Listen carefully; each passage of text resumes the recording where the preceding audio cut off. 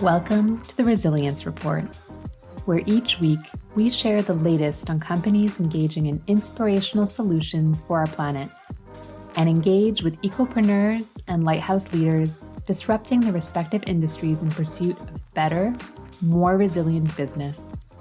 I'm your host, Florence Scott. Thank you for joining me as we dive into this week's report.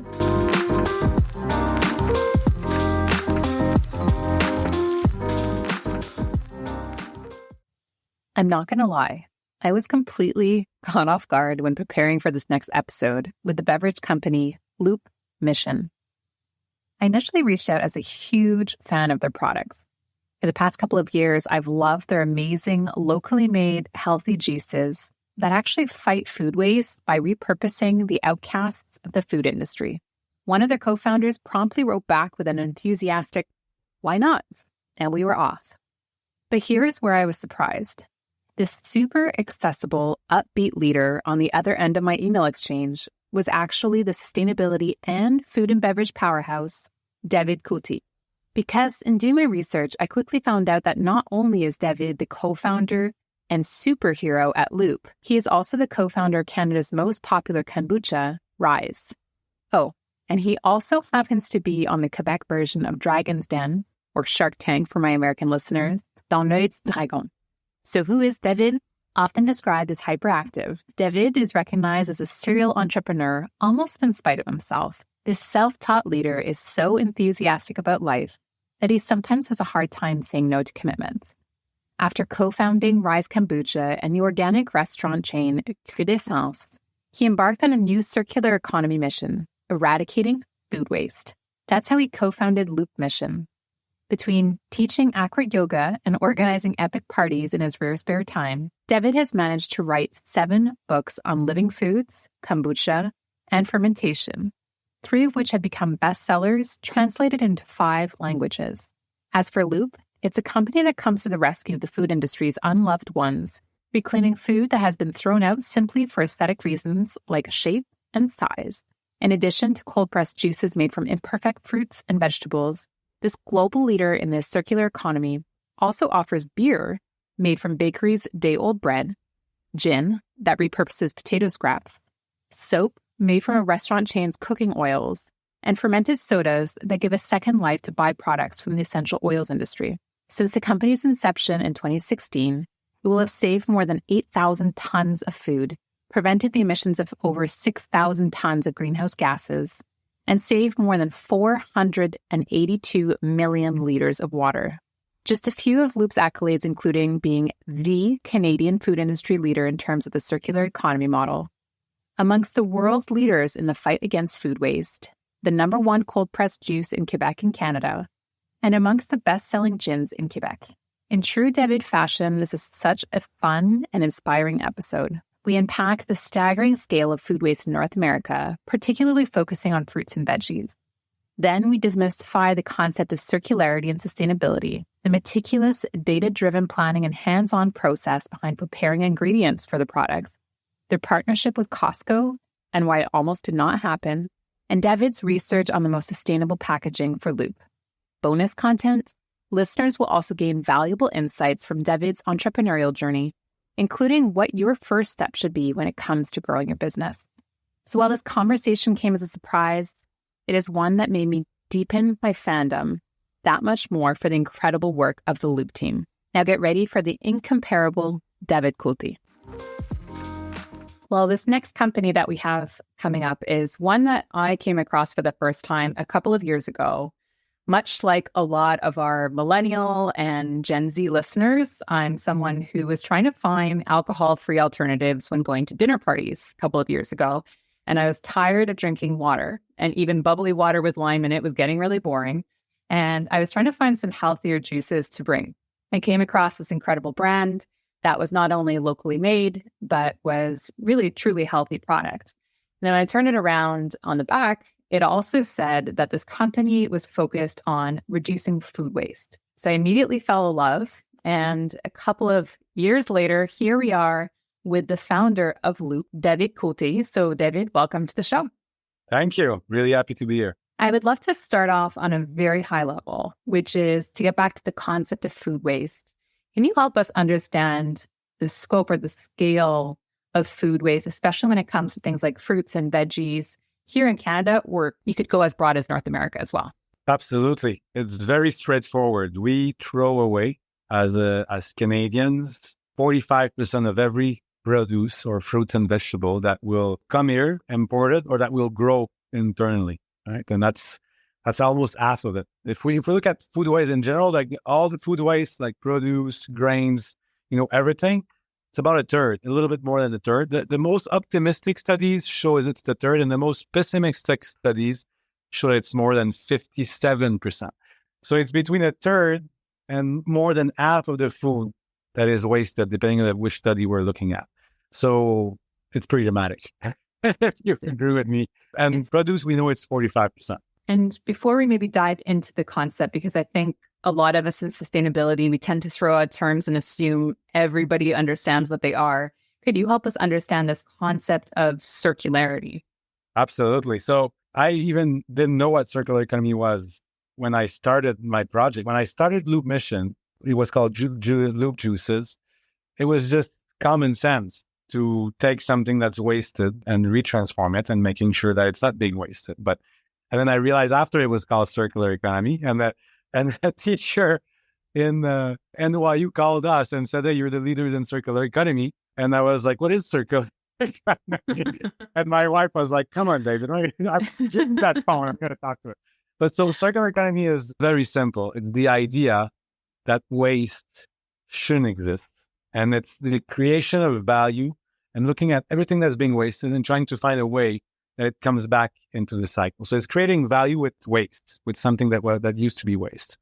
It's something that we've always done, right? As a civilization, it's something that it seems like we forgot just a few hundred years ago, with the industrial era. But, if we look at any tribe or any survival, no matter who's the survival person, you will try to use all of your resources as much as possible. But as soon as you become abundant, right, and then you become a little excessive, then resources don't have that same value to you than they used to, right? So that's what it is. It's very simple, Well, it sounds like you were doing it before you even knew what it was. Was there a catalyst moment in terms of creating loops? Maybe now that we have these general terms, bringing it down to your company, was there a catalyst moment where you realized you wanted to tackle this waste issue? I had a few aha moments, but the first one is that I had a restaurant chain. So I will see every day how much we're wasting in a restaurant, right? The classic. But then I will buy my produce. It was a vegan raw food chain, so it was really based on a lot of produce and vegetables. I will buy my vegetable and produce at the produce warehouse in Marché Central in Montreal. And one day I came to the buyer and I saw a whole line of skids of pineapple that were going to landfill. And I looked at the pineapple and they were fine. Seriously, they were perfectly fine. But I mean, some of them in a few cases started to have some decay and mold, but most of the pineapples, like I would say 95% of them, were actually totally correct. They were ripe and they were actually at the perfect stage for making a smoothie, right? When the bricks and the sugar content is at its highest because it's ripe. And I asked the buyer, the seller, hey, can I just buy those pineapples for a lower rate and I'll just freeze them and I'll make smoothies out of it. And he told me straight up, he said, "No, David, those pineapples are going to landfill and you're buying my organic premium stuff right there that I sell you at a high price." And he said it ironically, but he was serious. He didn't want to sell me the stuff he was sending to landfill. That's when I was shocked. I was like, okay, there's a problem in our industry, right? And it's only a few years later that I got a phone call from the guy that has the same business than this one that told me, "Hey, I'm throwing away lots of produce and I want to do something about it." And I went to visit his warehouse and he showed me everything he was throwing away that day, which was about 16 to 20 tons. And still today, at this facility at Courchaine-Larose, which is one of the biggest distributors of produce in Canada, they throw away now today a bit more because they've been growing since about 25 tons every day. So every single day in one single produce warehouse, and there's many of them out there, there's 25 tons of produce that goes to landfill for not the right reason, because they're perfectly fine. They're not moldy. They're not disgusting. They're not even crooked or misshaped or misfit. They're just ripe. And they're in overstock. They're a victim of speculation. That's what it is. Mm. So it's an inventory speculation, but of something that is perishable. So it's resulting in this. Are those your classic sources in terms of where you're getting all your produce? Is it from those warehouses, or are you working with grocers as well? How do you source all the fruits and vegetables that go into Loop juices? We work with the whole chain, right? We work with from the farms to the distribution warehouses to the grocery banners. But our main, I will say 75% of the produce we rescue come from the middleman, the distributor, the one that actually receives from everywhere around the world, and it will sell it back to grocers. Because that's where, sometimes when the fruit gets to their warehouse, there's something about it. Either, the orange peel is going to be a little stain, or the melon is not going to have any stripes, or there's going to be something that's, is superficial. It doesn't have any aspect. It's not about the bricks or a taste. It's more something that's superficial that it's going to be put away.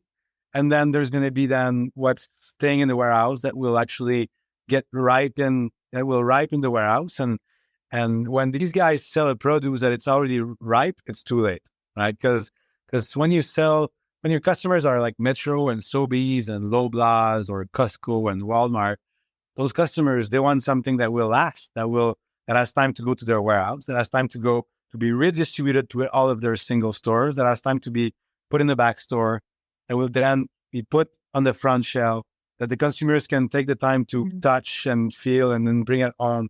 So all of that time of distribution is key, right? So when the fruit is ripe at the center, it's too late. It's too late for sure, right? It's going to be sent to landfill because space has a value. And if the seller knows that he's never going to sell them, he's going to send them to landfill because it's taking space. And then when it comes to you, I think this was the craziest part when I was researching your company. You were not receiving all these fruits and vegetables unwrapped and ready to go. There's a whole process where you have to then take it and then process it, correct? For example, if you take a bag of grapes, it's coming to you in that bag, right? And then your team needs to pull it out. Exactly. So we're the only food manufacturer that transforms raw ingredients that were supposed to go on a grocery shelf. Meaning that the stuff we receive is actually grade 1. It's the highest grade of food and produce you can find on the market, right? All of food manufacturers never use grade 1 product. They use raw ingredients that are made for food manufacturing, which is the ones that at the farm were selected as not being nice enough to sell on the normal market for consumers, and that got transformed for the food manufacturing. So let's say I'm a smoothie company. I'm going to buy a mango puree that's already aseptic, pasteurized in a barrel that comes from Peru.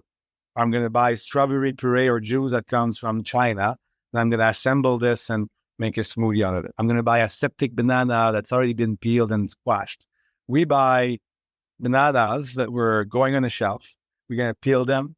We buy strawberries in a clamshell by truckload, and we'll open every single clamshell, put them on a conveyor, and sort them. We'll buy blueberries in clamshell as in truckloads and put them on a conveyor and sort them. That's how crazy we are, right? So and you can now but when I say this, people understand really rapidly why nobody does that, right? Because it's extremely complex and it's extremely costly.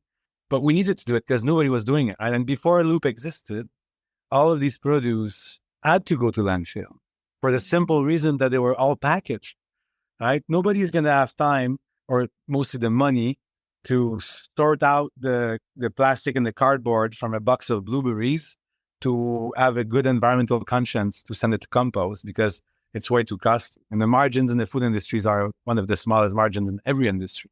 They are actually the smallest margin out there. So you can't afford it. That's fascinating. I never made the connection that, of course, there's no one on the distributor end, and it's not to no fault of their own to, as you're saying, it's cost prohibitive, but I had always just assumed it would go to compost, but clearly it can't go that way. When you're planning, are you working with suppliers who can supply you X number of bananas per week, mangoes per week? Are you changing what is on your conveyor belt, for lack of a better term, based on what you're receiving that specific week? Yeah, absolutely. And we're a two-process operation where we're mostly data cruncher. Like we had to become really good at data and knowing seasonality with farmers, distribution, seasonality in terms of trends of consumers also. Because sometimes the overstock doesn't come when it's at the highest peak moment of the farm. It's when it's at the highest peak of the consumers. That's when they want to eat something. That's strange. I didn't know that, right? But yeah, so we had to really crunch a lot of data and know what's being wasted when. And what's amazing is that data is available, like widely available. Every fruit produce distributor knows what they're going to throw away next year most of the time, right? So, and with that data, we created recipes. We had to create, product lines that make sense with these overstock. So I had to create recipes knowing what was being wasted in the highest quantity, right? If I take clementine, for example, clementine is our biggest commodity. It's the ingredient that we use the most, which is awesome because it tastes I'm really happy that clementine is the one that's being the most wasted. Because if it was, let's say, beets, I think I would have less success with I love beets. I know, me too, but not everyone. And clementine, everybody loves them, right? So, and there's a lot of clementine being wasted, especially here in Eastern Canada, in a certain period of the year. And then after that period, there's no more on the market. So we have to transform and process all of them in the right amount in the right time. And so we have to be very good at data in terms of forecasting our sales also to know how much we need to juice to make sure we have enough for the rest of the year. And that's, it's been taking us years to actually become really good at it, right? And we became excellent at it. And we're the best in the whole world to do that because we're the only one doing it. With this show over the years, I've become very interested in packaging, and I've realized that a lot of business owners are very particular about what they choose, what they prefer. Do you have any preferences for your products in terms of what packaging you use? Do certain packages help your drinks be more shelf stable than others? What does that look like? We chose our packaging for sustainability. We have no choice. We're a sustainability mission. This is what we do. This is our core project. Loop Mission is not a juice company. We're a food waste reduction project aiming to eradicate food waste globally. This is what we do, right? So when it came time to choose a packaging, it was very confusing to me because, I have the chance that my wife and the CEO of the company has a master in environmental science. So she's been educating me a lot, and she still is over the last few years. And when we started, I said, glass is going to be our packaging. And she said, no, I don't think so. And I said, yes, for sure it will be, because this is the most sustainable package out there. And it's also the most highest credibility packaging for any health, sustainable, conscious consumer. And we hired an outside firm that took all of the last LCA, life cycle analysis studies that was done in the last 60 years. And they came after a month and a half and they said, glass is the worst solution for you guys because it's the least sustainable packaging. And I was sure, like I didn't sleep for a day. I was like, what are they talking about? Like I've been thinking that glass is the best packaging forever, and everybody does, and everybody still does, right? Today, because we see all the plastic in the ocean, and there's so much bad rep about plastic. But then that's when I found out that not every plastic are the same and equals, right? And the life cycle analysis is the only real way to really assess the environmental impact of a packaging or any other thing, right? Or any industrial process or whatever. And we found out that glass, that PET number one was at a bigger rank than even aluminum in Canada because of a lot of transportation and the environmental aspect of creating aluminum is way higher than creating PET. Anyway, there's so much process in the life cycle analysis. But all of this to say that I was in front of a decision I needed to take. When you're an entrepreneur, you need to choose either the value or the money, and it often doesn't always go the same way, right? And I knew, I still think that if we were in glass, we will sell more of our product, Because of that perception. Because of that perception, right? And also the fact that glass is more premium, it looks more premium also. Right. So I also think that I could sell it for probably 50 cents more just because of the premiumness feeling that the consumers can have when they look at a glass packaging as opposed to a PET packaging. So we faced that first decision right away, right? But of course we took the PET because we knew that was the best, and we decided to just go for it. And And for sure, still today, we receive an email every week or someone telling us, I'm never going to buy your product because you were in plastic. And we're like, oh, well, and we send them the study, you know, they don't believe us because when it comes from me, I'm the capitalist with a company that says, no, this packaging is better. So it's harder to believe, right? But the study doesn't come from us. So those decisions we face every single day, right? Like every single decision you take as a manufacturing company mostly will have an environmental impact. So you have to choose, okay, which one is going to be the least impactful, right? And that's going to make the most sense always. Well, hats off on doing the life cycle analysis. I know it's gaining traction in Europe, but it's still pretty new in North America. So it's a huge endeavor. To change gears a little bit, Luke recently enough made an announcement that you are in a huge retailer, having landed a partnership with Costco. Yeah. I would love to hear a little bit more about that, but I would love to hear first, that almost didn't happen, correct? Could you share a little bit as to that, call it tumultuous journey, how that came to be? You know everything. Amazing. You made your study, Lauren. So yeah, well, you know, in the life of an entrepreneur, there's a lot of ups and downs, right? And I'm an entrepreneur. You know, I'm not a manager. I'm really, you know, and that doesn't come from me. It comes from my team. They always tell me every day, David, you're clearly not a manager. You're an entrepreneur, right?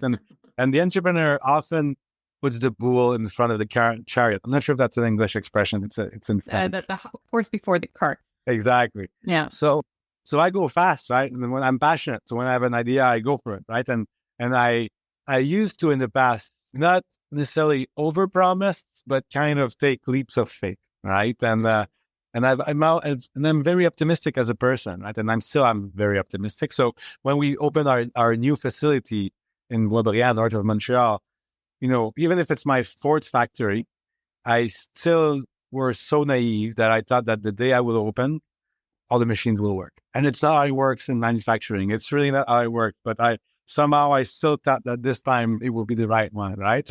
And it wasn't. And we just started a listing at Costco, but we couldn't supply. We just couldn't supply. And the logistical nightmares were just awful. And then the trucks will not even go to the right address and ship somewhere else. And it was a catastrophe. Like it was a total nightmare. And we were back ordered not only for Costco, we did that to Sobeys, to Metro, our very close partners. Costco was a new partner, but also the partners that we were working with for so long that helped us be on the map, right? The ones that trusted us at first, we were not able to even deliver them either. And it was very hard. And that's when we realized that we had a lot of love from the industry also, because, you know, like Sobeys, for example, the buyer was like, David, I understand your situation and we'll work with you. Like, we really believe in your mission and it's okay. We'll fill the gaps for now, you know. And so we got a lot of support by our partners, really. And that was amazing for us to see that, right? And that's why you see that relationships are so important. And also mission, you know, because that mission, everybody connects with what we do, right? And because of that great connection, because we're not just, you know, a couple that wants to just make money with our business, we're activists, you know, we're environmental activists that end up making a business because we felt that this was going to be the most impactful project we could ever do. I think this shows generally when we meet people and that really helps us go the next step, really. Well, I'm glad that worked out. And another piece when I was researching, I have to say, I felt so ignorant when I was researching. I loved the brand, but I didn't know you. And then I was researching, I realized I actually love two other brands that you've been involved with, which is Rise Kombucha, which probably a lot of our Canadian listeners know about. And for our listeners in Montreal who were big in the plant-based scene, I'd say about 10 to 15 years ago, there's also Crudessence. So hats off to you for that. I mean, two beautiful brands. I've heard you refer to both of those companies as your draft businesses or your bouillon in the past. What would you say is maybe the one thing that you learned from each of those that you now apply in your day-to-day operations or the way you run Loop? I will say that everything I learned through those two companies is me. Right? It's learning about your own skills and what you should do and what you shouldn't do as a manager, as an entrepreneur. Like what I told you before, that I'm not a manager, I'm an entrepreneur. I didn't know that. right? And I think when you start a business, you want to do everything, and you think you know everything, right? And I think I've learned so much about where I'm really good at, and I decided with that new project that I wouldn't be the one leading, right? The previous companies, I was the president, right? And I realized after a while that it wasn't for me to have like 10 direct reports. Everybody relies on you, that you need to, make sure that the objective of your employee is good, that he's not anxious, that you need to kind of mold yourself through every personalities you're working with. And a good company has a lot of different people, right? If everybody is the same, it doesn't work, right? You need to have so many different kind of personalities for the organism to actually be very resilient. And I've realized that I was trying to surround myself with people that were most of the time, the people that I worked good with was always the same kind of personality, which wasn't good for an organism, right? For a company. And for Loop, I said, I'm not going to be the leader. Like Julie, which is the opposite of me, right? Very academic, very structured, takes her time, not too very passionate, but still, take her think before taking a decision. So she's the one right away that was the CEO, day one, right? Mm-hmm. For her, it was very challenging because she'd never been a CEO before, right? And she was like, what's the point? You've been CEO twice, right? And you had success. And I was like, but no. And I think we can go faster like this. And it was a really good decision, right, to do this, because I could really be on, there's always the box, with the 4 box of, there's what you're really good at and you really love. And at the opposite corner, there's what you're really bad at and you don't love. And then what you love, but you're not good. And you see the drill. So now I can really be doing always what I really love, what I'm really good at. And it's good to have a mission, it's good to have a business, but it's also good to be happy, right? And I think the more, the more good you are with your daily life, the more thriving you will be, generally, right? The more success you'll have. And of course, some school of thought, and even people on the Dragon show with me will be like, David, no, you need to work hard. The mentality of like, you just need to work hard. And, my dad mentality, just work, just work hard and do everything. Right. But I like fun. I love to have fun. I love to joke around. I love to, don't take everything so seriously. And so it's true that you might be able to go faster sometimes when you just go and do everything and work. But is this really success? Like, do we really define our success through the success of our companies, or we define our success through a holistic point of view of like, okay, yes, my business is successful, but am I successful in my family, in my relationship to myself, in my, spiritual health, and everything, right? So that's how I see success now, right? So for this, I'm okay that my business will not grow as fast as it could, but at least I'm going to be happy. Does that make sense? It's the first time I actually say this, I think. So I wasn't very clear. I feel like I'm not very clear today, but anyway. No, that's extremely clear. Hopefully listeners get the picture of where I want to bring us. Absolutely. I think it's finding that joy in your day-to-day. And maybe to riff off of that a little bit, are you working on any specific projects right now that just light you up, and that obviously that you can share? I'm sure there are a ton of NDAs out there, but any projects that really excite you to be working on? Yeah, I'm working on many project that really excites me right now. Well, there's 2 things. There's one that's really related to Loop, which is our ingredient branch. Like, we've run a big prize of $1.5 million from the federal government for a challenge that was called the Food Waste Challenge. And we've been participating into this, and we were one of the contestants, like one of the group that got selected to participate over about 95 participants. And we won. And so we won $1.5 million as a leader of food waste reduction company. And with that project, what we're doing now is that we help other food manufacturers integrating upcycled ingredients in their product. So let's say you're a yogurt company, or you're a granola bar company, or you're any kind of food out there. Then we can help you getting ingredients in a puree or a juice or a powder form that's made with upcycled ingredients that we transform in our facility, which is awesome. It's so exciting because we always knew that we couldn't tackle food waste alone, that we needed the help of everybody.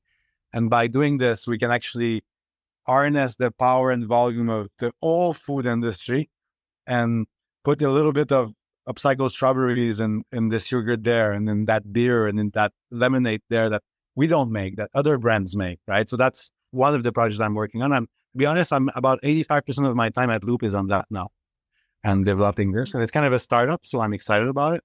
And then the other project that I'm working on that nobody knows about yet is a new project that I'm working kind of the weekends and at night, which is a project to help people start their business. And it's not a project to help leaders become better leaders. You know, there's so much of that, right? And it's not like a 10 key to success. It's not that at all. Like, it's really a project to really basically ignite the fire of entrepreneurship in our world. Because I really think that entrepreneurs are the ones that change the world. I really do think that we need more entrepreneurs out there that start their business. And there's so many people out there that have an idea, but they're so scared, right? So scared of starting it because we learn so much things about the danger of starting a business, especially if you go to school and you learn even more threatening things. I didn't go to school, so I didn't know all that. So I just started my business. So I'm starting a new project, which is a school to help people start their own projects. Like, everybody that has this idea that are like, oh, I should really do this. I think that could work. And so it's a school where you're going to learn really quickly the most important part, which is your project going to really work or not? So instead of launching it now, well, we're going to help you make sure that you can really launch it and it's worth it. And you might realize that it's not. And then you'll go back to your drawing board or your normal non-entrepreneur life, but at least you'll know, right? And if it's a good idea, then you'll have the exact path and we'll help you out to actually start it for everything, right? For really exciting. I had such a hard time, Lauren. Starting a business was so complicated. So complicated. Like, there's so much paperwork at the government, the taxes, the lawyers, the bank. What's the margin? What's the credit? What's the EBITDA? There's so much information you need to learn so fast, right? And no matter if you're in service or CPG or manufacturing or whatever it is, no matter what kind of business, it's still complicated, right? So my goal is to really ignite the fire to create more entrepreneurs out there. Well, a lot of our listeners are actually entrepreneurs. And when they're trying to think about scaling their businesses, and most of them are within that sustainability space, what would you recommend as kind of that first step for them of thinking about what might be the best way to finance that project? Like, whether it's going towards crowdsourcing or family and friends or going to the bank or trying to apply for different loans to the government, what would you recommend they do to think about what would be a good step for their business? There's going to be like a 5-hour thing on that in my project. But in a small nutshell, the first thing you need to do, and I'm amazed how a lot of people are already in business and they still don't have that. First thing you need to do is a financial forecast for the next 3 years, very clear, of all your sales, ventilated, like knowing where they come from and all your expense, right? You need to do this. And the reason I say this, it sounds obvious for some people, but I'm telling you, 95% of people that are even already in business don't have that, which is amazing to me, right? And it's great because if they don't have that, it means they didn't have to get financed. It means they could start with the money they had. But as soon as you need to be financed, that's what you need to do. And a lot of people see this major moment as a homework to get what they need, but it's not. It's not that at all. It's the only real tool you'll use to know if you're doing right or wrong, if you're at the right spot. So a lot of people will do it and will kind of put numbers in there just to have a nice point of view so that they can show it to a banker. That's the worst idea ever, right? And I did that, right? But that's the worst thing you can do. You need to do it really, really, really with all of your heart and all of your time and all your concentration, really objectively, with really what you think you're going to spend and make at revenues to see if your business makes sense, right? To see if it really makes sense. That's the first key to know if you have something in your hands or not, right? And with this, honestly, when you have that and it's solid and you're passionate about your project, you don't need anything else to get financed. This is all you need. This is all you need to be financed by all kinds, no matter if it's a bank, private equity, anything, VC. This is what you need to be financed. Because there's money out there. To ask you that question then. there's a lot of money out there. So it's not the money that's the problem. It's that a lot of people don't have that clear forecast, right?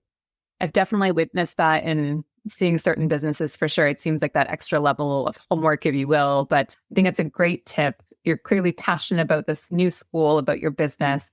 I also know you're passionate about traveling.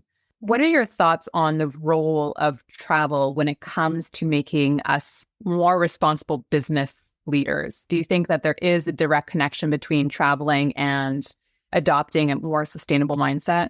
Not necessarily. Not anymore. I will say not anymore, right? Because when I was 20 and I traveled for so many years, it feels like there was no internet really, right? There was Hotmail, but there was not really, we didn't see media or press on the internet, right? The newspaper were on the internet.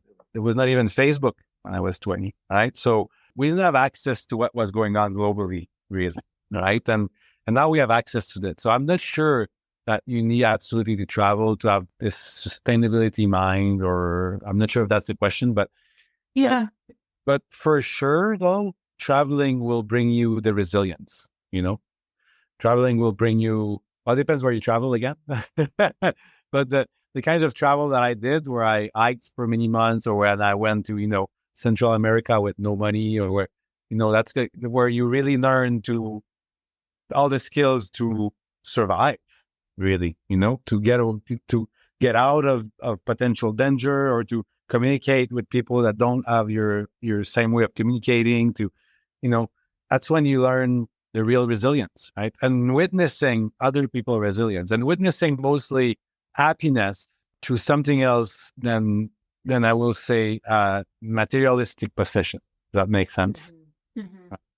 So because we're so, and I've said this to another podcast that didn't air yet, and I'm going to sit here too. Like we kind of define ourselves through our possession, right? And through our role in the society, but also through our possession, through our car, our clothing, what we, it's very important to us, for most of people, what we look like. And I know that's very basic information. Everybody hears this all the time, but the real happiness never comes from that, right? Never comes from what we define ourselves, because we'll never be happy with what we look like. Because there's always something nicer. There's always a guy with a nicer car, or someone with a nicer haircut, someone with, nicer lips. So, to really be happy is to not define yourself with your surroundings and your material possessions, but with the realization that life is freaking awesome. Oh my God, I sound like a real hippie today. What's going on with me?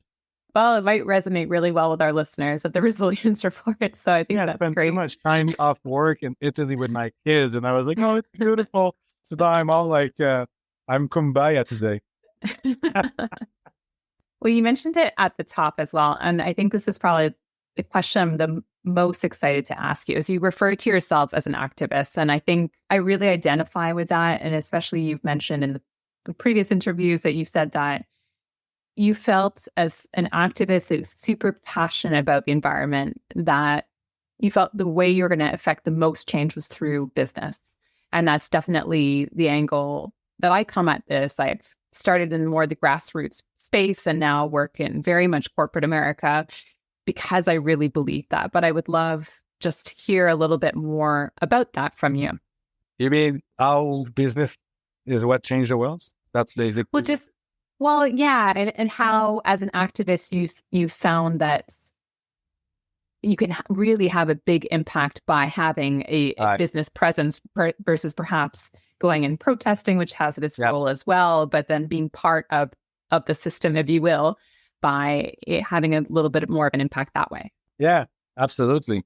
I really believe this in my whole person. Like you say, just talking about gives me shivering, right? It's, because I used to manifest in the street also, right? And I used to point my finger at a lot of things. And I think like a big thing in the activism world is that there's a lot of frustration. And frustration is a great fire, right? But there's realize that a lot of the frustration in the activism world is often directed outside.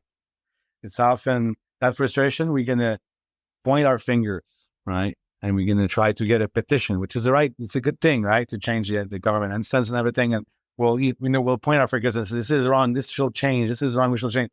but there's rarely a real embodiment of the problem to really take action. And us French Canadians are the best at that. Right? We complain so much. So easy to complain. Oh, this is not working. Oh, this bridge, oh, the traffic. But who really actually says, you know what? I'm going to try to do something about that. I'm actually going to try to take that anger and frustration and really do something about it. And the people that have the most impact on everything, the environmental, social action, are the businesses, right? Because we have employees, so we have a community in a way, right?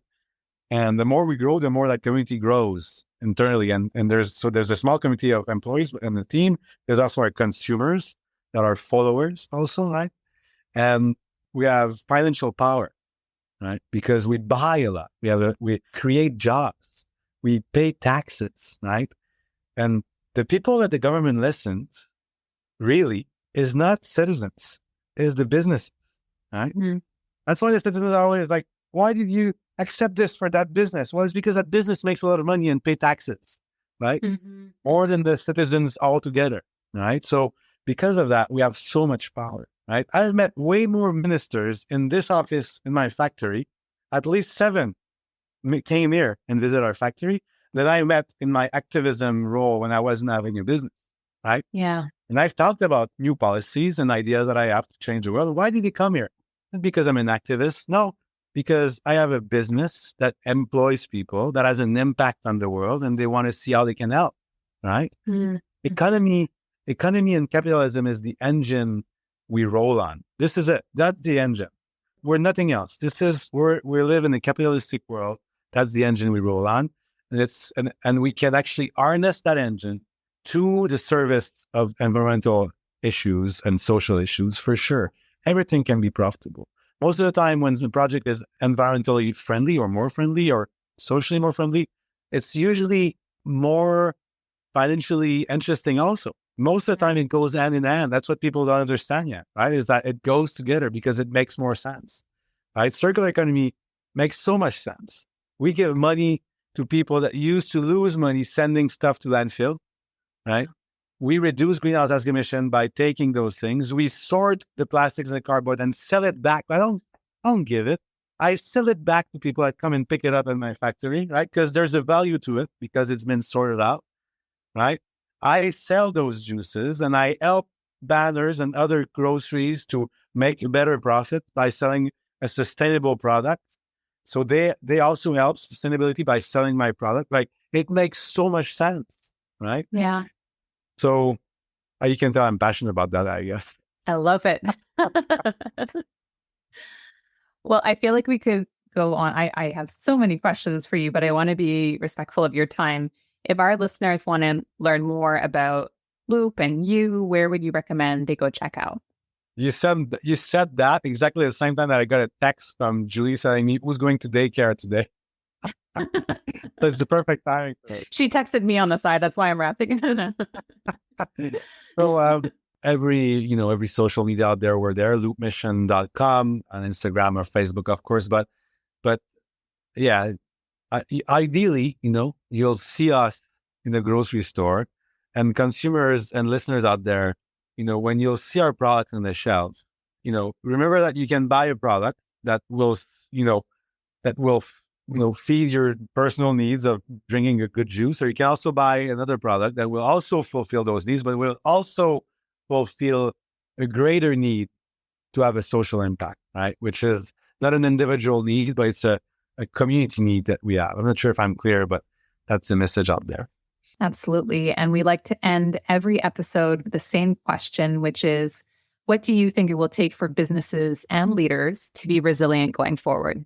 I think it's to slow down a little bit. And so when you have a business, you often forget the why you started it, right? And you often don't realize all the collateral impact that you have by creating that product or offering that service, right? And sometimes you need to take time a little bit and the distanciation from your daily job or daily life or daily business to really look at where are the holes, what are we wasting here, It's not necessarily product or something. It might be time. It might be a space. You might realize that your space has never been used or your office is always empty.